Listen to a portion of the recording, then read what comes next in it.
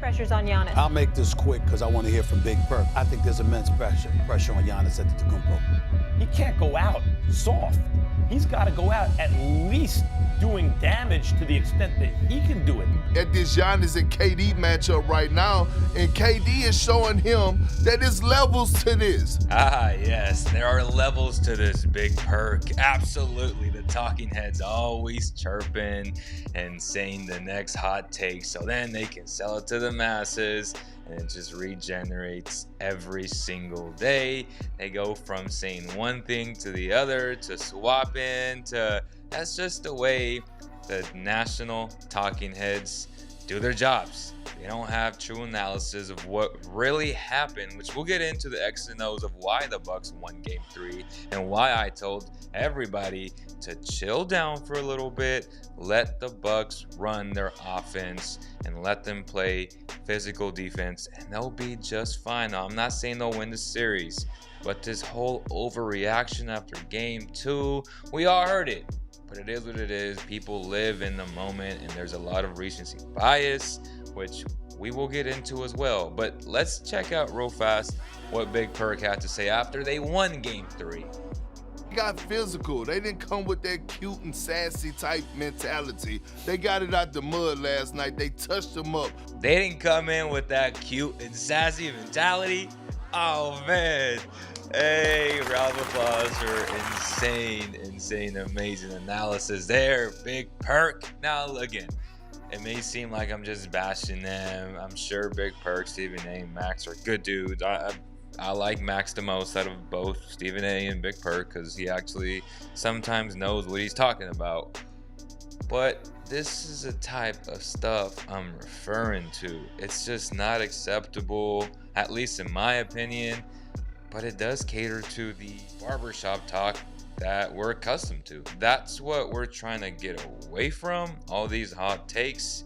But let's get into the real reason why the Bucks won Game 3 and why I was so bullish on them with my parlays yesterday, how I had them just winning the game.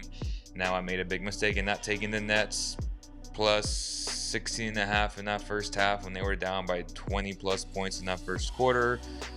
I should have probably taken the Nets, and you guys can follow me also for today's picks or tomorrow's picks. I do a lot of live pre-game shows talking about what parlays or what in-play wagers I will do. You guys can follow me on Twitter at BSLeo. But let's get right into why the Bucks won Game 3 and whether or not they have a chance to win Game 4. After Game 2, it was all doom and gloom for the Bucks. But let's be honest, the Nets could not miss. And it wasn't just the greatness of Kevin Durant and Kyrie Irving. It was every single role player who, whenever they threw something up, it would go in. Blake Griffin had a time machine, went back in time, and was shooting threes and just doing this thing, dunking on Giannis. And it was all over social media, Instagram and Twitter. And it was the talk of the day. But as I was telling a lot of people via text messages and even Twitter, the Bucks simply were trying to match them with bad offense, and that's not Bucks basketball. Because if we actually go back into the regular season, now yes, this is a regular season, but they have a great motion offense where they run a lot of 5 out and also 4 out with a guard for the most part in the dunker spot. They get really quality shots, and unfortunately they couldn't really do that in the first 2 games, especially in Game 2, where after the first quarter, the game was over, but they could have gone back into it if they just ran their offense. Let's get into some of the things that they did well in the regular season. So Coach Bud, he's very good at this, but for whatever reason, they're playing a little bit different, and they got back to it in Game 3, at least in the first quarter, and then it just became a sluggish game where every shot would be contested and you would have to earn every single bucket. And that's what we saw in the second half in this Bucks versus Nets 86-83 final score of Game 3. And this footage obviously came from Half Court Hoops, one of the best YouTube channels out there that does a great job in breaking down film X and O's. I love that guy. Definitely check him out. But, you know, this is stuff that I also do. and that I love to do. But, just to simplify this video and to put it out as soon as possible, he already had a great video on the type of stuff that they do. And as you can see here, you can literally count out all the guys, right? We see 1, 2, 3, 4 guys on the perimeter with Jrue Holiday in the dunker spot, which creates a lot of confusion for guards. I always say this: anytime you put a guard in a position to communicate on defense, good things will happen for the offense. You typically want to do this because it will give you better shot selection. And even though he didn't drop it off, everybody reacted to it, because at the end of the day, he could have dropped it off for an easy layup, but everybody else is also open. And you have to recognize these types of things, because the Nets aren't great on defense. And this is where I was dumbfounded in game 2, where all we would see is a one shot and out type offense. Chuck it up, try to get yourself back into the game. But when you're down by that much, just run your offense, man. And this is high quality stuff where you put your guys in the best situations to succeed. In this example, we see nice early offense, which is what the Bucks should have been doing when they were down by 20 plus in game 2 to try and get themselves back into the game. Not this, let me pull up for 3, nobody touches the ball type of offense, which we saw too much of in game 2. Here we see an early four out, right, with, I think that's Giannis' little brother, in the dunker spot, and then he just flows out to the perimeter, which now becomes a read and react 5-out offense. And now the goal here is to pretty much drive and kick, because you have so much space. A lot of these guys can shoot, except for Giannis' brother, but everybody else can. So you have to respect that, right? And here we go. He kicks it out. Then he drives, and he drives and he kicks. But you see there's motion everywhere. And even though they almost turned it over, everybody is involved in the offense, and that's what we want to see. And it led to free throws for Giannis' little brother. Here's another example where we see 4-out early offense, but then Giannis flows out to the perimeter, which then becomes a 5-out offense. It's read and react. But what it does, it allows a guy like Jrue Holiday, who is exceptional at driving to the rim, to have a nice matchup against Lonzo Ball, who isn't as strong as him, and he can just go through him and finish at a high rate. That's what he does. That's what a 5-out offense allows you to do. It gives you a chance to have really good spacing, and it gives you a chance to get into your bag and get the job done.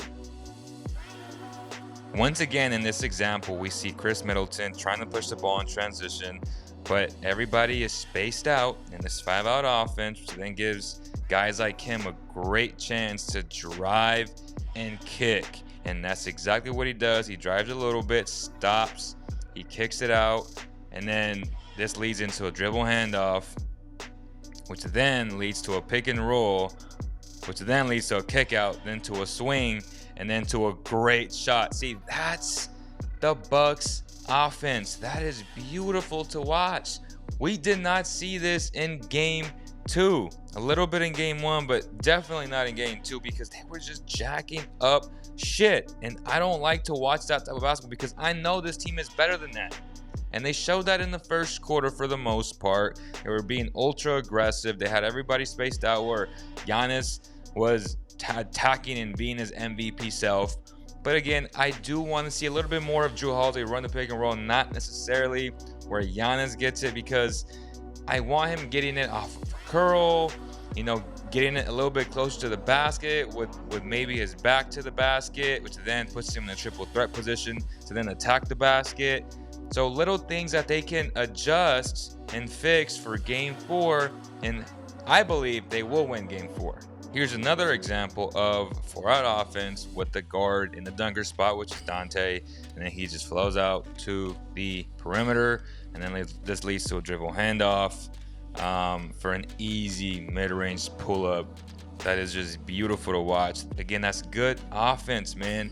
That is setting up your guys, your best players in good positions to succeed. And it's all about including everybody in the offense so they can all feel involved. And then that just gives them, as a basketball player myself, that just gives you more confidence, more of a reason to play harder on defense. Here's another example of a 4-out with Chris in the dunker spot, which then leads to him flowing out to the perimeter again, drive and kick. It gives you a lot of options because now Denny Advia is looking like, oh, well, he knows he has to guard Chris because he's a threat, but he's also stuck there, and just the Wizards are just awful defensively.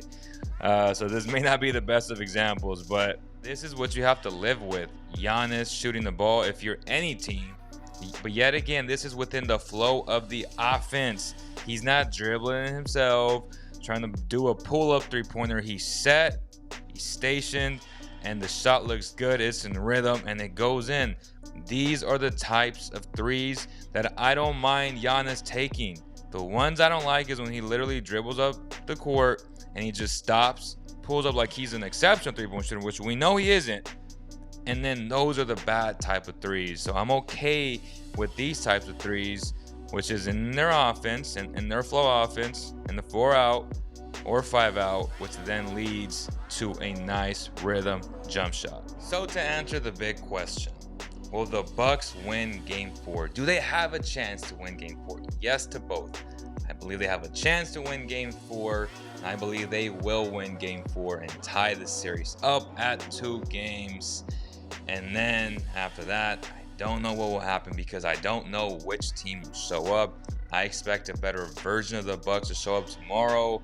Whether or not James Harden plays in this series, we don't know. They just have to focus on themselves. That means running their offense, or 5-out or 4-out with a guard or anyone in the dunker spot to then makes them very dangerous.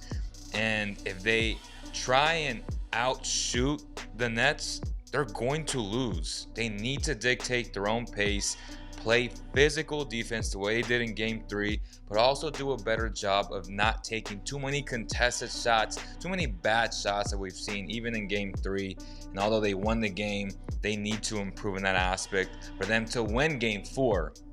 If you enjoyed this video, please like, share, and subscribe for more NBA content like this. We also have NBA draft prospect breakdowns on this channel, so if you enjoy the draft, we got you covered. And we're also doing a bunch of different videos on this YouTube channel, which we renamed to Basketball Zone officially now. So please like, share, and subscribe.